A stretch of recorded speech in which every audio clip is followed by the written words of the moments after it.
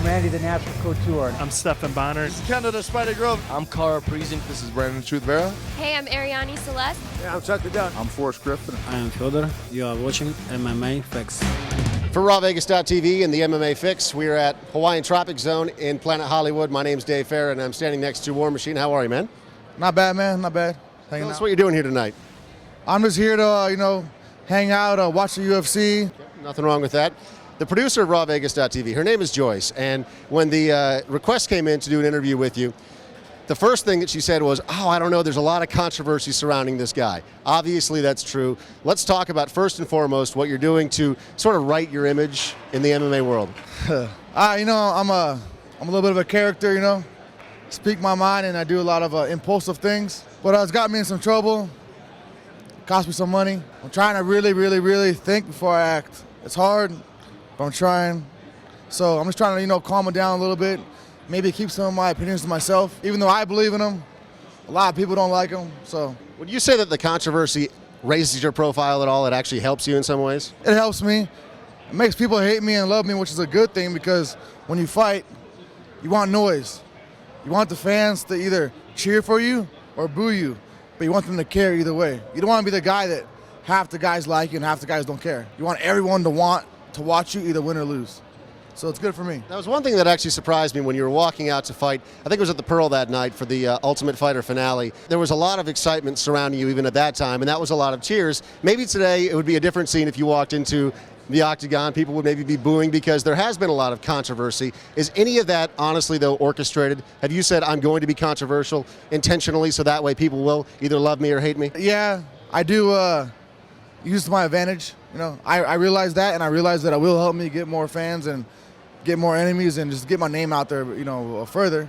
So I use it to my advantage, and sometimes I used it a little bit too much, and it got me in some trouble. It was just a couple of weeks ago now here in Las Vegas, actually not too far from this point right here, that there was an arrest that was happening over at Krave Nightclub. But explain exactly what happened, because there was a fight, you got put in jail that night, everyone knows that, but you were working at Krave? Yeah, I was actually working there, I'm straight, but I'm not scared of a gay dude.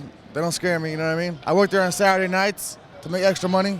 I'm making great money there, and believe it or not, a gay bar is a great place to pick up chicks. So I was there working, making money, picking up chicks. The doorman and I, there's always a little bit of tension between us. He's a big dude, probably like 6'4", 320 pounds, big giant dude. And that night in particular, we had words that kept escalating.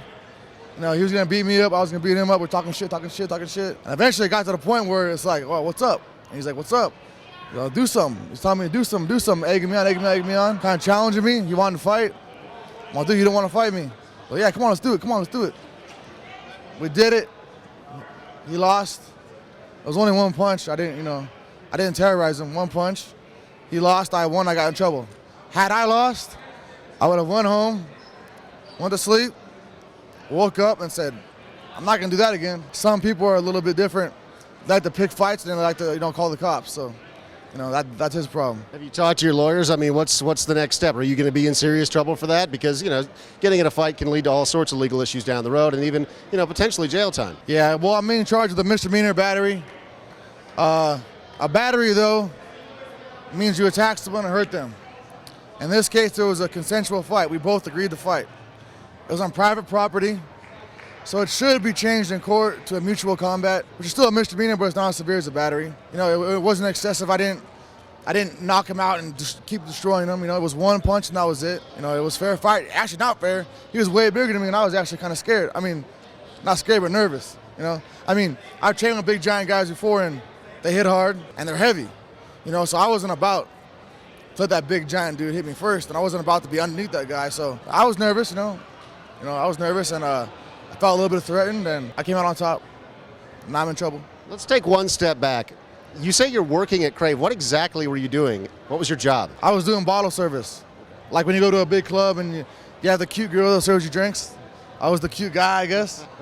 I had no shirt on and shit, serving drinks and, put up with the guys' little comments, but it was no big deal. It was a good time.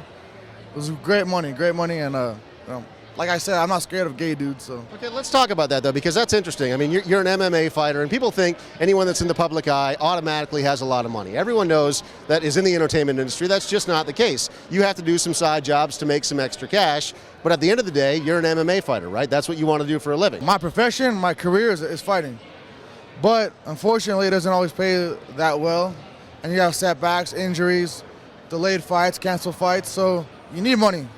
Work a normal, 9-to-5 job, which I'm not accustomed to and I don't want to do. You can sell drugs or do something, illegal. And I decided, hey, you know what? I'll work at a gay bar. I made like $500 in one night. Like, that does me for the whole week. It's not great money, but it's enough money where I can work one night a week and support myself to my next fight. So that's what I chose to do. But yeah, 3% of us are rich. The rest of us are struggling. So that's how it is. It's tough because the sport is relatively new still, but the UFC, there's no question about it, is the premier organization when it comes to MMA, and you were asked to leave the UFC, and a lot of MMA fans that are watching this right now are probably saying, you know what, even if he didn't want to accept a fight and Joe Silva got mad at him and asked him to leave the UFC, that's okay, but his comments about Evan Tanner are unacceptable. Explain those. I left the UFC because of the Evan Tanner comments. The fight was an excuse they used because they can't legally fire me because of Evan Tanner comments. That's normal negotiations. If they offered me one fight, I said yes. They said that fight's canceled. They offered me this fight, I said no. So they come out with another name. They're at the drawing board, In that time, Evan Tanner had died. He was said to have died in the middle of the desert by himself. My initial thought was that he had committed suicide. And that's because I was at his last fight against my friend Kendall Grove. Kendall beat him up. I was backstage. I saw Evan sitting there, broken. He was a ex-champion. At the end of his rope, he wasn't coming back. I thought that he hadn't made enough money in his career. The UFC didn't pay him well enough. This is a reality for a lot of fighters. This is what I'm probably gonna do. If I don't make enough money fighting, and I'm getting to the end of my career, I'm getting older, I'm not about to go work a normal job, and I'm probably gonna kill myself too. Fighters, my friend Justin Levens killed himself last month. His coach, Jeremy Stevens, I forget his last name, killed himself 6 months ago. It's gonna be a thing that happens because a lot of us, we bust our balls our whole life. We fight. We don't get paid what we're worth. At the end of the day, we have no retirement, no health insurance, nothing to show for it. And that comes depression, that comes problems, and that comes potential suicide. So I was actually sticking up for Evan Tanner. The UFC got a hold of me and said that I wasn't supporting the UFC because I was saying they don't take care of their champions. So they fired me because of that. I was never disrespecting Evan Tanner. He's a great guy. He's a nice guy. I met him several times, and I was sticking up for him, but it got misconstrued, and that's the way it happened. Bottom line, do you regret making that comment? I regret it because I'm not in the UFC, and the UFC is the cool spot to be, you know what I mean? They don't pay the best, but it's cool. That's how you get famous. That's how you get the most chicks. That's how you get the most publicity. So I regret it in that sense, but in the other sense, I've always been one to speak my mind, And I thought that Evan Tanner was done wrong, and that was my opinion, and I can't take it back, so it's over and done with.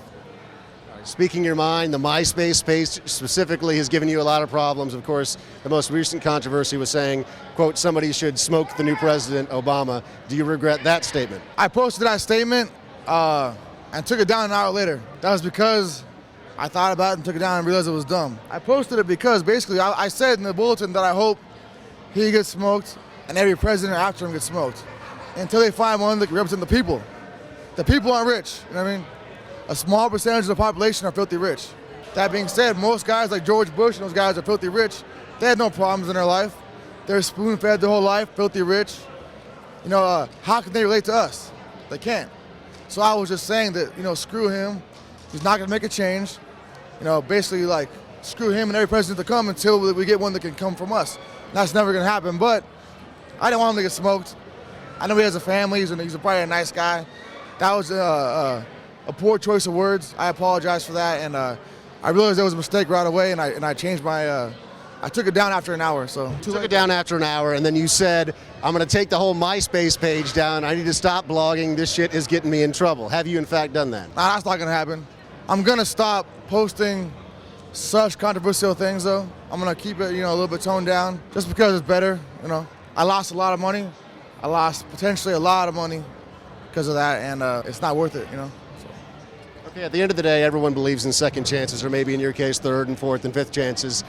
What are you doing now to right yourself with the MMA community, with your fans, and what are you doing for yourself, for your own career, to make sure that you get back on track and succeed at your goals? The only thing I can do, I mean, my problem is myself, you know what I mean?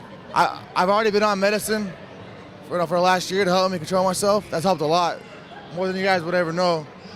And now it's up to me, you know? I just have to realize I need to relax, think before I act, not be so impulsive, and that'll solve all my problems right there. So I'm making a conscious effort to do that, and that's all I can do. Just try, you know? Okay, man, we hope you get it together. We appreciate you talking to us tonight. Enjoy your party at the Hawaiian Tropic Zone. Thanks, man, thanks. I'm Dave Farrer for the MMA Fix.